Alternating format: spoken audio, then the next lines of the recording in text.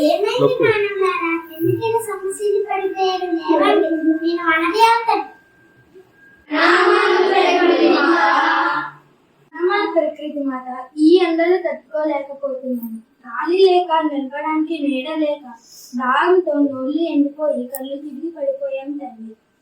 అవును మాట, వర్షాలు లేక భూగోళం వేడెక్కిపోతుంది. భూమి బీటలు వారి వ్యవసాయాలు దెబ్బతింటున్నాయి. తాగటానికి నీళ్లు లేవు, తినటానికి తిండి కరువైంది. మన జీవితాలు బాగుండాలంటే ఏం చేయాలి తల్లి? అడవులు అంతరిస్తున్నాయి, మంచు కొండలు కరిగిపోతుంది, వర్షాలు ఆవిరవుతుంది. ఈ వడగాలు వేడిని తట్టుకోలేక ఊపిరాడక మానవులతో పాటు ఎన్నో మూగజీవులు చనిపోతున్నాయి తల్లి. దీనికి పరిష్కారం లేదా మాత?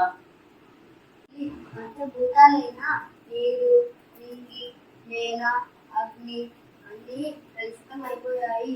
స్వచ్ఛమైన వాతావరణం లేకుండా పోయింది. మా మానవ జాతి అంతా అనారోగ్యం పాలైంది. ఎందుకు తల్లి మా మానవ జాతిని కాపాడుతున్న మార్గం చెప్పు తల్లి.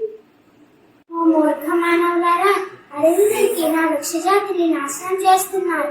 అనేక రకాల కర్మగాలను సృష్టించి కాలుష్యంతో అందమైన ప్రపంచాన్ని నాశనం చేస్తున్నారు. మీరు చేసిన పాపానికి మీరే శిక్ష అనుభవిస్తున్నారు. ఎప్పటికైనా బుద్ధి తెచ్చుకొని నా వృక్షజాతిని కాపాడండి. మీకు ఆరోగ్యకరమైన జీవితాన్ని ప్రసాదిస్తాం. ఆకలి అని ఘోష లేకుండా ఆహారాన్ని ఇస్తాం. మానవులందరూ మొక్కలు నాటండి. మమ్మల్ని క్షమించండి మాత. ఇక నుండి పర్యావరణం సంరక్షణాత్మకంగా తలపడుకుంటాం. మేము మా తప్పులని తెలుసుకున్నాం. ఇక నుండి మేము చెట్లని నరకం. మీ జాగ్రత్తగా కాపాడుకుంటాం మాత. మమ్మల్ని క్షమించండి మాత. సర్వే జన సుఖినో భవంతు.